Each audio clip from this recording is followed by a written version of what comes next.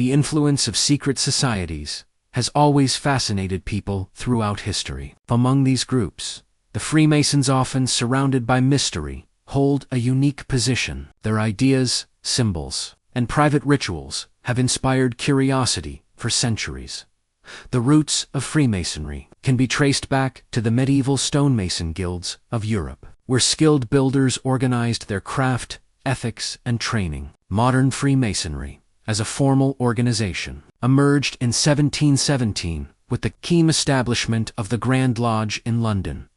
Freemasonry presents itself as a fraternity focused on character building, community service, moral development, and personal growth. However, because of its private rituals and closed meetings, it has often been a subject of curiosity and speculation.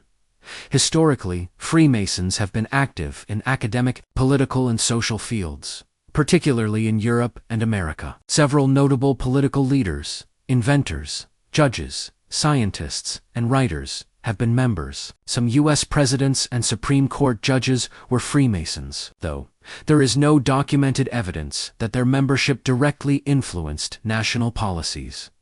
Secret societies have always been fertile ground for suspicion. Due to their private nature, exaggeration and conspiracy theories often emerge. For example, the Protocols of the Elders of Zion is a famous fabricated document that falsely linked Freemasonry with global conspiracies. Historians and courts have repeatedly confirmed that it is a forgery used for propaganda purposes worldwide. Freemasonry operates as legally registered organizations, adapting to local laws, cultural norms, and community needs. Lodges may focus on charitable work, symbolic traditions, or social networking, depending on the country and culture.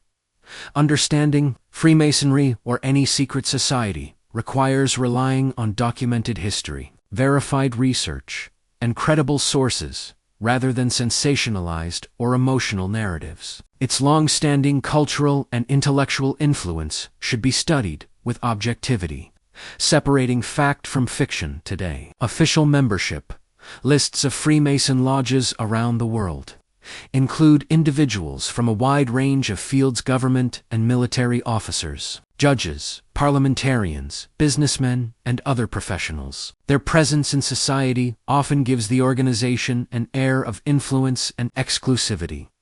The origins of Freemasonry are complex and not fully documented. While legends trace its symbolic lineage thousands of years into the past, sometimes even to ancient Egypt, its verifiable history is far more recent. Many of these legends are allegories used within the organization to teach moral and philosophical lessons rather than literal historical accounts. Medieval Europe played a central role in shaping the fraternity. During this time, groups of skilled stonemasons and architects formed guilds to regulate training, protect trade secrets, and establish ethical conduct. These guilds laid the groundwork for what would eventually evolve into modern Freemasonry. Freemasons often refer to builders and architects because their rituals, symbols, and ranks draw heavily from the traditional craft of masonry. In ancient civilizations, particularly Egypt and the Near East, craftsmanship was held in high regard, and construction work carried deep symbolic meaning. As centuries passed, these ideas transformed into a moral and philosophical system rather than a practical trade. By the early Renaissance, stonemason guilds began admitting honorary members, individuals who were not actual builders but were interested in the intellectual and social aspects of the fraternity. This shift marked the beginning of speculative masonry.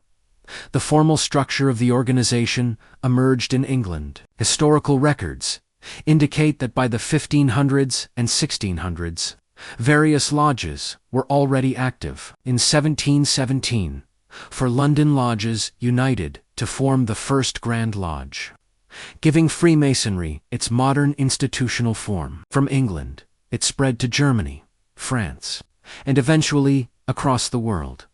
Early lodges sometimes held their meetings in churches or private rooms. Membership was granted only after a period of observation and initiation, symbolized by a system of degrees. Even today, these stage is and Master Mason remain central to the fraternity. The first widely recognized historical account of Freemasonry appeared in 1847 in Germany, followed later by English interpretations. The organization's constitution had been formally written much earlier, in 1723, outlining its principles, ethics, and membership guidelines. Freemasonry claimed openness to men of all religions, social classes, and backgrounds, though, historically, wealth, reputation, and character were emphasized. Its teachings focus on moral development, charity, self-discipline, and symbolic learning. Because of its private rituals and selective membership, many myths and misconceptions grew around it. Over time, separate groups projected their own interpretations onto Freemasonry, sometimes romantic, sometimes suspicious. But the documented historical record remains grounded in the evolution of European guilds into a philosophical fraternity. Freemasonry has a structured system of degrees and ranks. Members advance through these degrees over time, with each stage representing progress in knowledge, moral lessons, and symbolic understanding. The Scottish Rite, for example, is one of the systems that extends to 33 degrees, though the organization's formal structure varies between countries.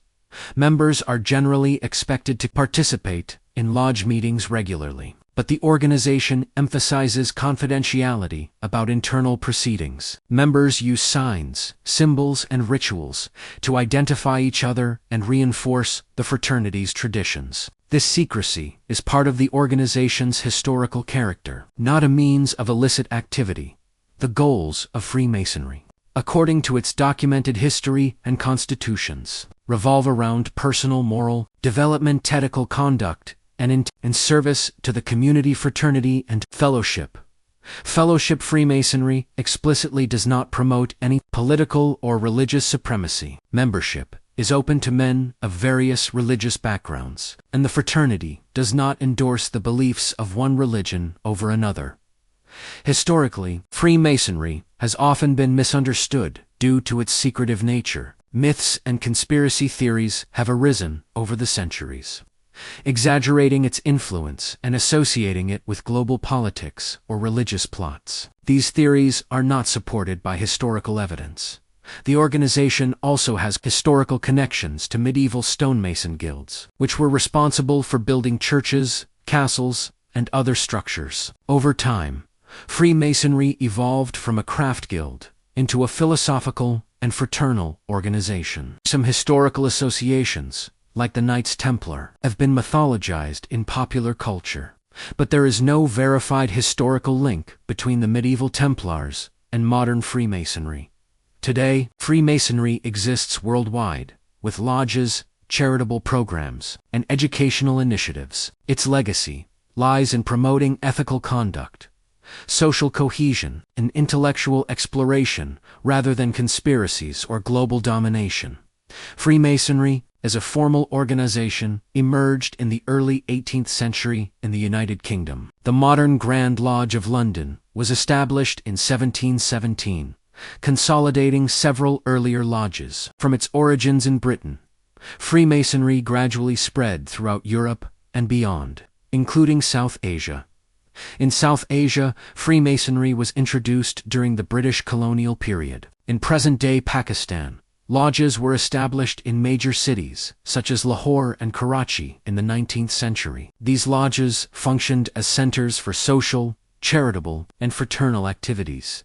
The Lodge of Lahore was constructed in the mid-19th century in the old Anarkali area. It became a central point for the local Freemasonry community. Over time, roads and landmarks near the lodge became associated with it. For example, the nearby road became known as Lodge Road, a name still used today. Some lodge buildings were later repurposed for public use, such as schools or government offices. Freemasonry often attracted members from various professions, including literature, administration, and commerce. Notably, Rudyard Kipling, the famous British writer and poet, was associated with Freemasonry during his time in India. He references the lodge and its symbolic influence in some of his writings, describing it as a place of inspiration and fraternity. Other lodges in Lahore were established on prominent roads, including what is now Fatima Jinnah Road and Shariquetism. These lodges often included large halls and meeting spaces. Architectural traces of these lodges remain visible, reflecting the historical presence of Freemasonry in the region today. Freemasonry continues to exist as a fraternal organization, focused on personal development, charity, and social networking. Its lodges in South Asia retain historical and architectural significance, illustrating the cultural and social role Freemasonry played during the colonial era. The Freemason Lodge was also established here in 1914. In earlier times, this location was a garden. Later, the name Governor House for Mr. Albert Doctor was used in London. The Freemason Lodge, built in Lahore, was described by the architect Basil Suleiman, who served in the Punjab government's construction department. According to him, the building was beautifully designed, with black stone walls and a wooden floor. Zulfikar Ali Bhutto, who was the leader of the country at the time, imposed a ban on Freemasonry and several other secret or anti-state organizations. On July 18, 1973, the lodges in Lahore and Karachi were taken into Oak's government custody under this order. At that time, Zulfikar Ali Bhutto was serving as the President of Pakistan. However, the following month, on August 14, 1973, he appointed Faisal Ilahi Chowdhury, who had previously served as Speaker of the National Assembly, the new President of Pakistan. The Freemason Lodge in Karachi was located at Chowk on Abdullah Haroon Road, formerly Victoria Road, in Sadr. On one side of the Chowk stood the old post office church, and on the other side, the road led toward the supermarket building near the courthouse. This was the central area of Karachi. The organization's meetings were held in this old building. Although the structure has now deteriorated, some relics still remain, including stone tablets listing the names of members and office bearers. Today, an elderly woman often sits at the entrance, selling tea. It is uncertain how long this structure will survive or whether its preservation will ever be possible. Historical accounts mention the Lodges Association with various figures, including businessmen and professionals. Among the most notable names linked with these circles were Ayub Ali Khan, M.M. Rashid, and M.G. Hussain. These personalities were well known in their respective fields. History records that despite receiving permission from King George VI, work in the Sindh region began in 1894. Due to political disagreements with Iran, the organization was active in Sindh as well, and several detailed records exist. Although the exact benefit of these activities is unclear, the beginnings of the organization in the region were influenced by enthusiasm from London. However, in 1965, the government prohibited Freemasonry from operating within Pakistan. Al-Makazi noted that another building in Karachi was also under the organization's use. This structure was built in 1940 and is said to have faced opposition since 1843. Even after so many decades, although the building still stands, it has deteriorated significantly due to lack of maintenance. Until July 18, 1973, the building had not been taken over by the government. After the ban, the military administration took it into custody, along with all documents and materials found inside. Some sources claim that due to increasing restrictions on Freemasonry in Pakistan, members themselves voluntarily handed over the building to the authorities. Reports submitted to the government indicated that the organization had been involved in questionable activity. Considering this, the state imposed a ban. Although earlier details may not always be fully accurate, these records form the basis of government action. Now Abzada Sher Ali Khan's connection with the organization is often mentioned. His political record was controversial, but historical accounts still mention his association. It was believed at the time that members of the government were discouraged from participating in such organizations. The organization was banned in 1973, and later, on June 16, 1983, a set of 56 rules was issued that completely prohibited all Freemasonry activity. However, the government had already restricted the organization as early as 1965. Similar restrictions were placed on several other groups, after which all government officials were prohibited from involvement. For clarity, Nawabzada Shah Ali Khan served as Pakistan's Minister of Information from 1969 to 1971. This period coincided with the growing movement for the separation of East Pakistan, which ultimately became Bangladesh. He held the position until the final days of a united Pakistan. The separation took place during the presidency of Yahya Khan.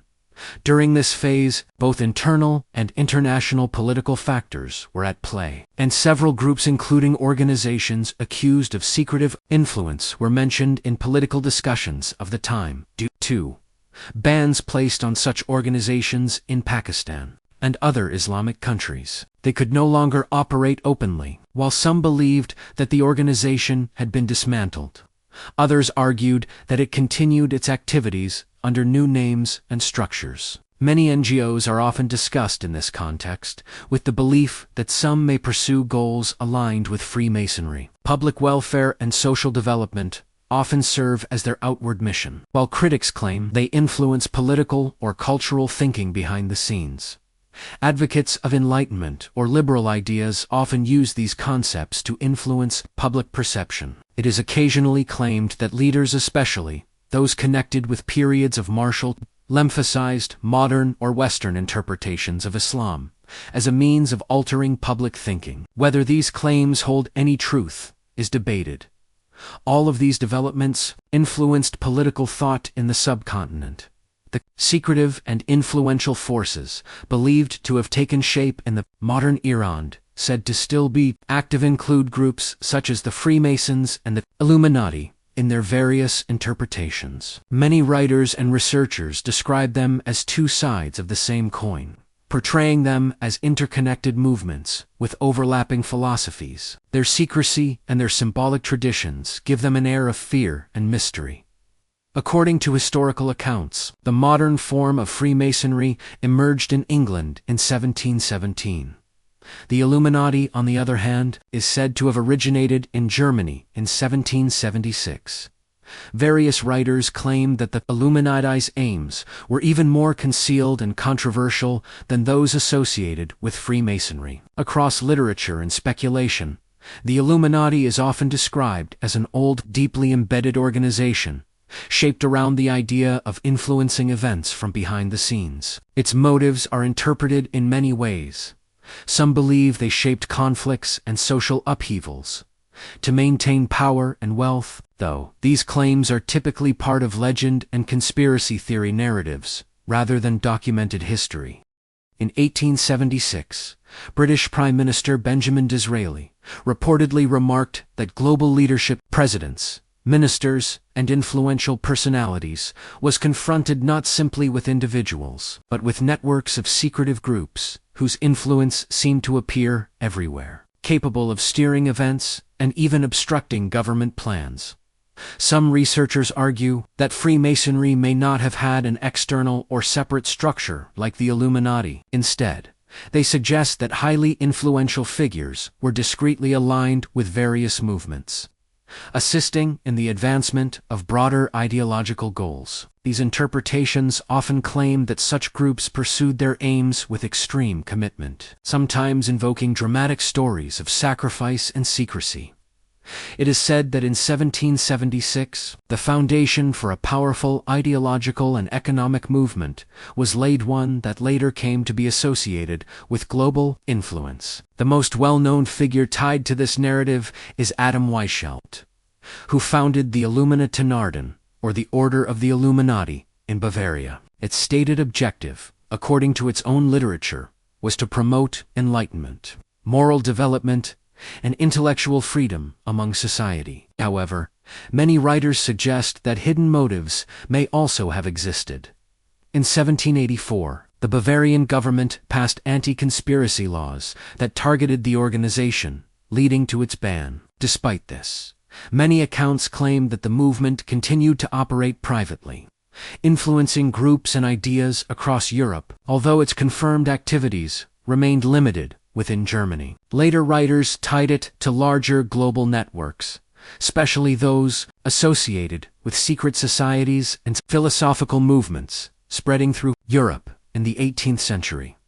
Some historical commentators claim that the aims of these groups included promoting irreligion or challenging established beliefs. In Europe, certain circles of intellectual influence grew rapidly. These networks attracted philosophers, political thinkers, and individuals seeking reform or radical change. Although small at first, their influence expanded across different sectors of society. Weishaupt himself was said to have acknowledged aspects of this network, particularly during a period of rising conflict between ideological groups. In some narratives, the Freemasons and the Illuminati appear interconnected, structures with overlapping membership and shared interests. Their rivalry, according to these interpretations, was more symbolic than real, as their intellectual and ideological motivations often aligned. These ideas continued to spread across Europe. Individuals drawn to them often embraced concepts of enlightenment, knowledge, and liberation from traditional structures. Eventually, writers claim that members or sympathizers traveled beyond Europe, carrying these ideas into various societies worldwide. Some historical analyses describe the influence as having extended into finance and banking during Europe's transformation in the 18th and 19th centuries. The rise of modern banking systems, credit structures, and financial institutions created fertile ground for speculation about hidden agendas and elite groups shaping economic policy. According to these interpretations, influential individuals, including bankers and intellectuals, were believed to have supported revolutionary or reformist ideas aimed at changing the political order of Europe. Writers claim that such groups sought to consolidate influence by aligning with aristocrats, thinkers, and members of other private societies. The influence attributed to these movements was not limited to politics or economics. They are often depicted as having shaped culture as well through literature, drama, novels, films, and media. Their alleged goal, according to critics and analysts, was to mold social thinking, normalize certain values, and subtly influence public perception through storytelling and entertainment.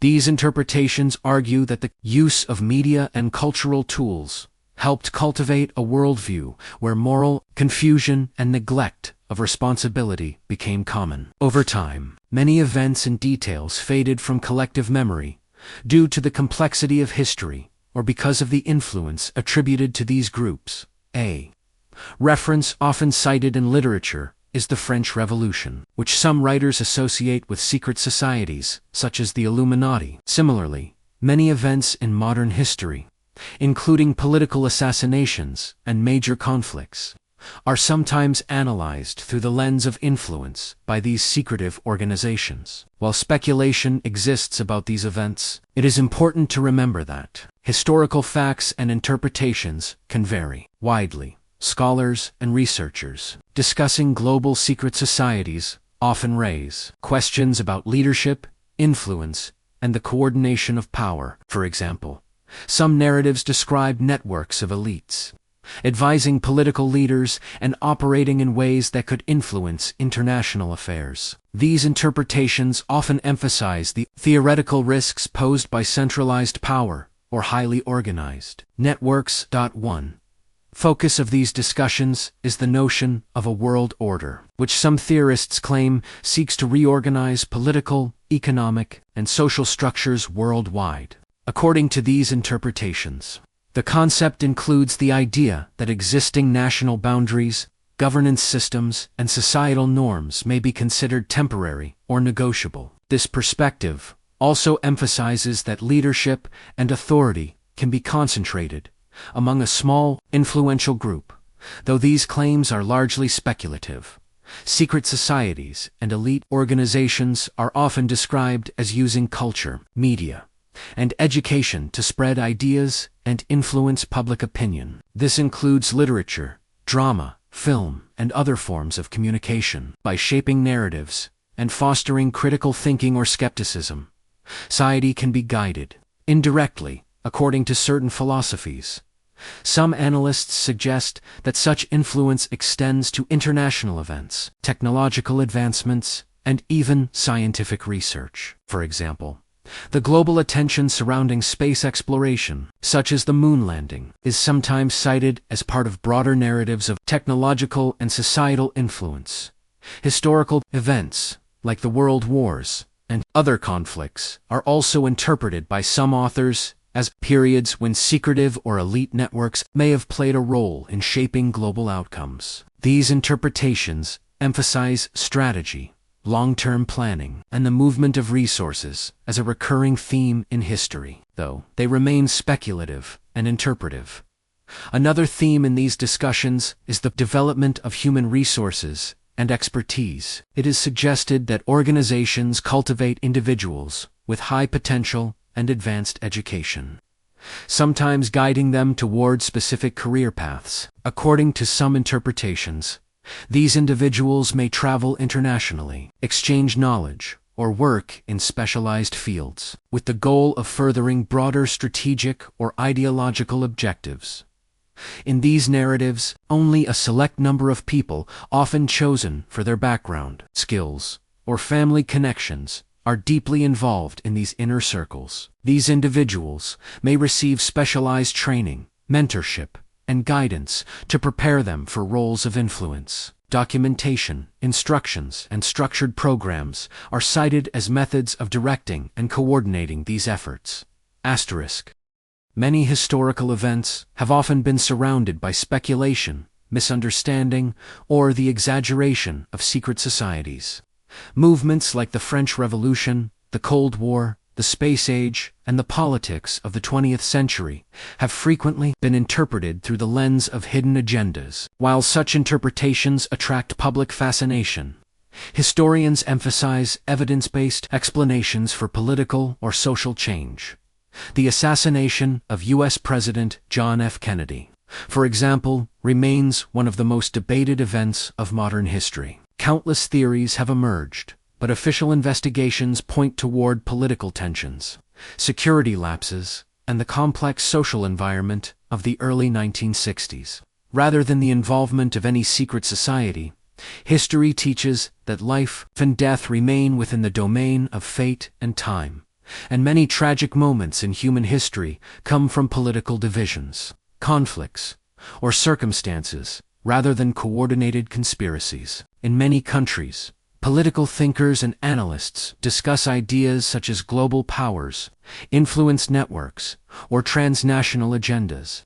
These discussions often explore how nations, institutions, and ideological groups interact on the world stage. In the United States, debates frequently arise regarding political influence, whether from lobby groups, economic institutions, international alliances, or social movements. Throughout history, leaders have been advised to remain cautious of any group political, ideological, or fraternal that could influence national policy beyond democratic accountability. During the 20th century, both the United States and the Soviet Union collected extensive international intelligence to understand one another's political systems. Much of this was part of the Cold War's global competition, rather than secret societies. Some narratives attempt to connect modern political structures to groups such as the Illuminati, but no verified evidence supports the existence of such an organization controlling world affairs. The more accurate understanding is that global power is shaped by Nations Governmenten's Organisation, Sakon Blocks Military, Allianz is Global. Institutions, these factors, not hidden groups, form the backbone of the modern geopolitical order. Influence in the modern world often spreads through media, education, and public messaging. Governments, political parties, and social movements all use information to present their perspectives. The moon landing in 1969, for instance, was a groundbreaking scientific achievement that symbolized the competition between major global powers. Events, such as the attacks of September 11, 2001, have also been widely discussed. Yet scholars and investigators rely on evidence rather than speculative interpretations. Throughout the 20th century, many organizations, political, military, or economic, maintained confidentiality for strategic reasons, especially during wartime. This secrecy has sometimes fueled rumors about hidden agendas. Historical analysis, however, focuses on documented decisions, military strategies, and political motives rather than secret global conspiracies. Education, innovation, and career opportunities have also shaped global migration patterns, with skilled individuals moving to different countries in search of resources, research opportunities, or professional growth. Their contributions often enrich the societies they join. Many talented individuals pursue higher education abroad due to the availability of advanced institutions, scholarships, or specialized programs. While these individuals may become influential in science, technology, or politics, their work is usually driven by personal ambition, intellectual growth, and professional opportunities, not by hidden networks. Leadership positions, whether in government, academia, or international organizations, require comprehensive training, mentorship, and experience.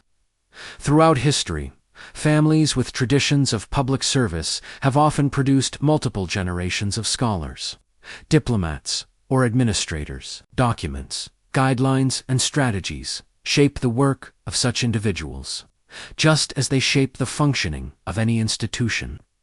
Their work is generally transparent, governed by law, and part of recognized systems rather than secretive ones. Jews, secretly controlling world governments. Protocols of the Elders of Zion, unknown forgery. Zionist world domination plans. False claims about Greater Israel. Fake statistics about Bolshevism. Incorrect historical timelines. These claims are not factual, not historically supported, and are rooted in discriminatory propaganda. But I can rewrite these pages into a safe, academically correct version that covers Zionism as a real political movement, establishment of Israel accurate timeline, and causes Arab-Israeli conflict, neutral and factual Palestinian displacement, and the humanitarian crisis, modern political debates, and historical perspectives. The early 20th century witnessed significant political upheavals, including the Russian Revolution and the emergence of socialist and communist ideologies. Figures such as Lenin, Trotsky, and others were central to these movements, which sought to reshape Russia's political and social systems. It is important to note that the Russian Revolution was driven primarily by social, economic, and political factors within Russia, including industrialization, inequality, and dissatisfaction with autocratic rule. While individuals of diverse backgrounds participated in these movements, the events were not orchestrated by any single ethnic or religious group. These revolutionary movements influenced global politics and prompted debates on governance, social justice, and economic systems, impacting countries far beyond Russia. The 20th century and early 21st century have seen multiple conflicts in the Middle East, including wars in Lebanon, Iraq, Syria, and Yemen. These conflicts involve a combination of local disputes, political power struggles, and the interests of regional and international actors. The Palestinian question remains central to Middle Eastern politics. The displacement of Palestinians in 1948 and subsequent conflicts have resulted in a prolonged humanitarian crisis. International negotiations, and ongoing efforts to achieve a peaceful solution. International actors, including the United States, European countries, and regional powers, play significant roles in mediating, supporting, or influencing outcomes. While foreign involvement has shaped political dynamics, the underlying issues stem from historical claims, national aspirations, and security concerns on both sides. Summary of neutral analysis. The Zionist movement began as a response to Jewish persecution and sought a homeland in Palestine. Israel's establishment in 1948 led to both the creation of a state and the displacement of Palestinian populations. The concept of Greater Israel exists in historical writings, but is not an official modern policy. Regional and international conflicts are complex and influenced by multiple political, historical, and social factors. Revolutions, wars, and social movements should be understood through economic, political, and cultural contexts, rather than attributing them to single groups or conspiracies. Throughout history, many political movements and uprisings in Europe and Russia have been interpreted through competing narratives. Some writings from past centuries presented these events through speculative or conspiratorial lenses.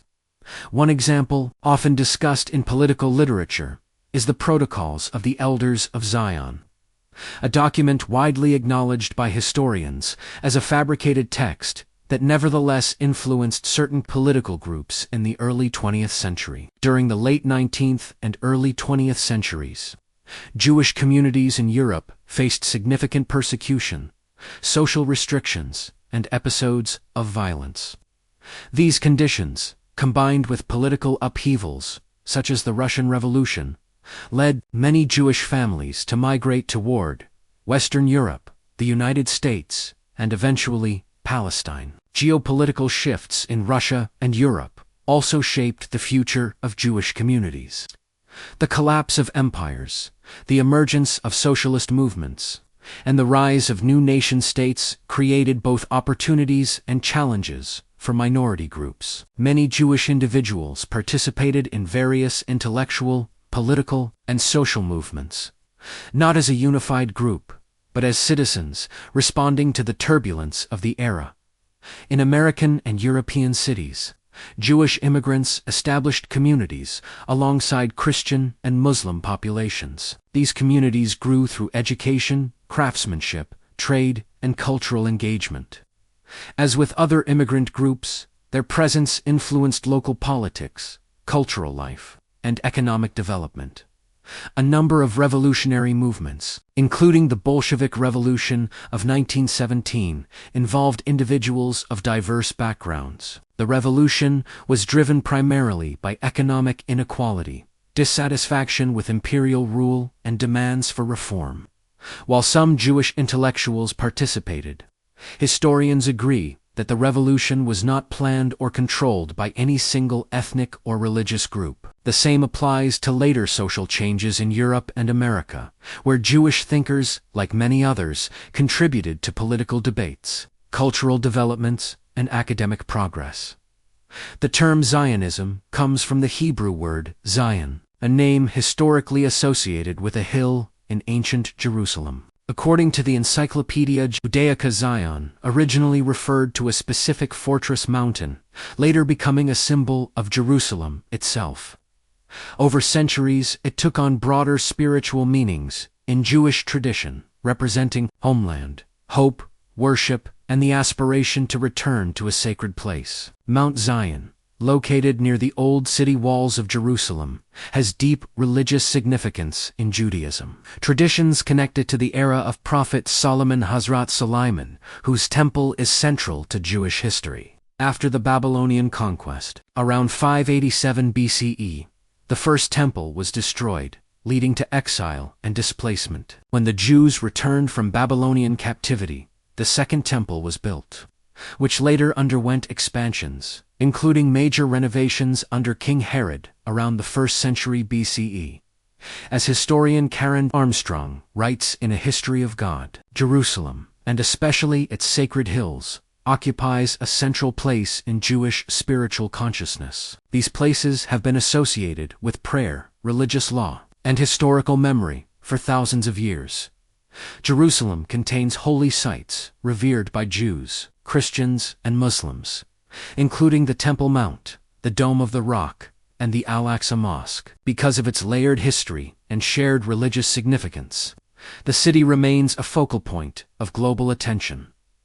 In ancient times, rulers expanded and rebuilt structures on these hills, giving Jerusalem its distinctive religious architecture. Historical accounts suggest that Herod's expansions reshaped the landscape, making parts of the original topography difficult to identify today.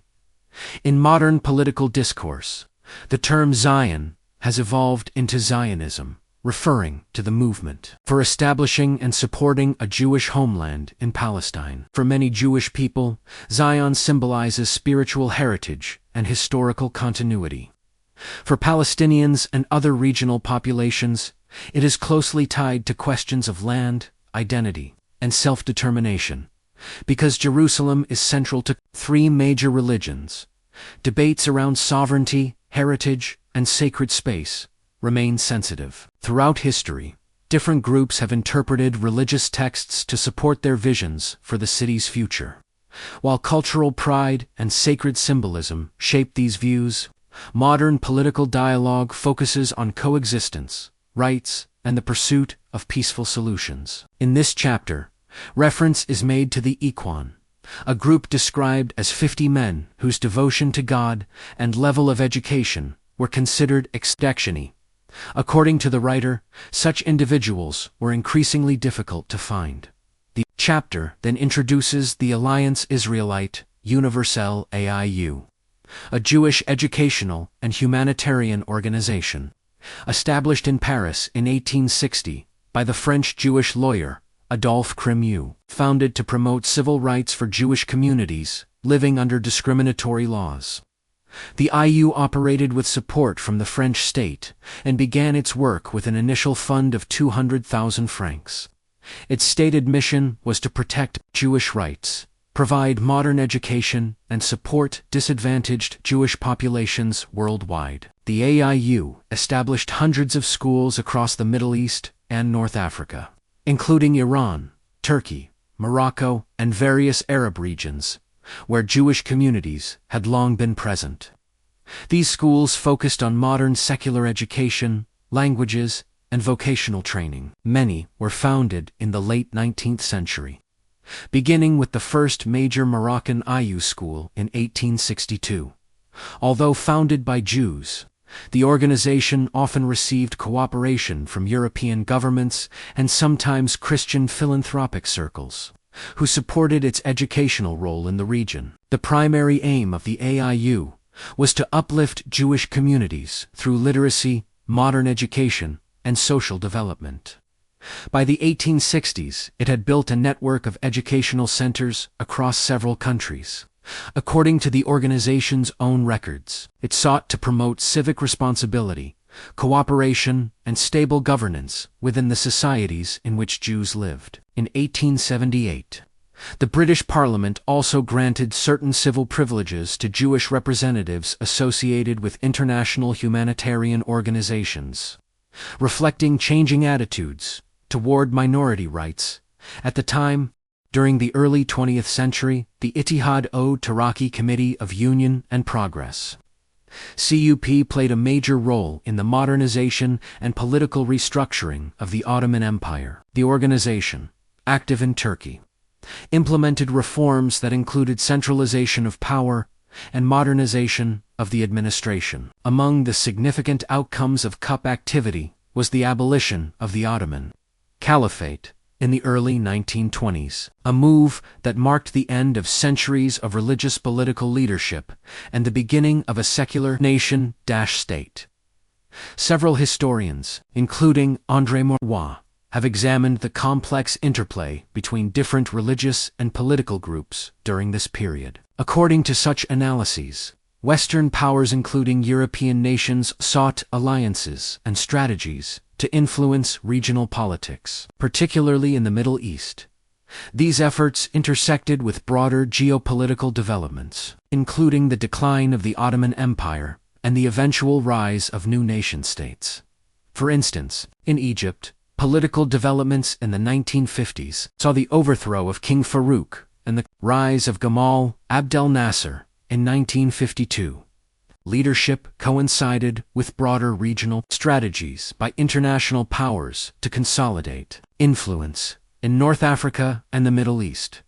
His policies emphasized Arab nationalism and the unification of Egypt and Sudan, reflecting the larger trends of decolonization and nation-building across the region at the same time. Jewish educational and humanitarian organizations, such as the Alliance Israelite Universelle (AIU), expanded their activities throughout the Middle East and North Africa. Founded in Paris in 1860 by Adolphe Crémieux, the AIU sought to promote literacy, modern education, and civil rights for Jewish communities in countries such as Turkey, Iran, Morocco, and other Arab states. The AIU established schools, hospitals, and vocational training programs, and also aimed to foster cooperation between Jewish and non-Jewish populations in these regions. Both male and female students were provided educational opportunities, reflecting an emphasis on inclusive schooling and social development. Historical documents from the 19th and 20th centuries indicate that these organizations operated alongside broader political and social movements. The AIU and similar groups contributed to modern education and social reform, while political entities like the CUP and Nasser's Egypt navigated the challenges of national unity, modernization, and foreign influence. These intertwined historical processes shaped the Middle East in profound ways, influencing state formation, education, and international relations. At the end of World War I, the Ottoman Empire, which had ruled large portions of the Middle East for centuries, faced significant territorial losses and political upheaval. One of the most consequential developments was the abolition of the Ottoman Caliphate, which had been both a religious and political institution representing the leadership of the Muslim world. The Treaty of Lausanne, signed on July 24, 1923, officially recognized the sovereignty of the newly formed Republic of Turkey and defined its modern borders. Delegates from France, Britain, Italy, Greece, Romania, and other allied nations attended the negotiations, alongside representatives from Turkey. The treaty replaced earlier agreements, such as those following the First World War, and addressed disputes regarding territory, population transfers, and the status of former Ottoman lands. Key outcomes of the treaty included recognition of Turkey's independence and territorial boundaries, the abolition of the Ottoman Caliphate, and the removal of privileges previously held by the royal family cession of certain territories, such as Cyprus to Britain and the Dodecanese Islands to Italy. International recognition of the independence of Arab territories, including Iraq and Syria. Population exchanges between Greece and Turkey to stabilize communities affected by the collapse of Ottoman authority. The treaty marked the transition from an imperial caliphate to a modern, secular nation-state, led by Mustafa Kemal Ataturk, Mustafa Pasha, who spearheaded the Turkish national movement. The period following the treaty saw the establishment of infrastructure, such as railways, and modernization efforts that helped lay the foundation for contemporary Turkey. As 2023 approaches, the Treaty of Lausanne completes a century, highlighting its enduring impact on Turkey and the wider region. While some debate over historical territorial claims continues, the treaty remains a central reference point in understanding the end of the Ottoman Empire and the rise of the modern Turkish state. The Treaty of Lausanne, signed in 1923, imposed strict conditions on Turkey, limiting its territorial claims and establishing new national boundaries. As the treaty approaches its centennial in 2023, discussions regarding its provisions and implications have resurfaced. Under the leadership of Mustafa Kemal Ataturk, Turkey transitioned from the Ottoman Caliphate to a modern, secular republic, focusing on nation-building, economic reforms, and internal stability. In recent years, under the leadership of Recep Tayyip Erdogan, Turkey has continued to assert its sovereign rights, including claims over natural resources such as oil and gas reserves in the eastern Mediterranean. These developments are viewed in the context of century-old territorial agreements and ongoing regional disputes. While the Treaty of Lausanne initially curtailed Turkey's control over certain areas, contemporary efforts aim to reassert Turkish interests within international law, balancing modernization, sovereignty, and regional influence. The treaty's centennial serves as a reminder of Turkey's complex history, the legacy of the Ottoman Caliphate, and the enduring significance of international agreements in shaping the nation's political and economic strategies.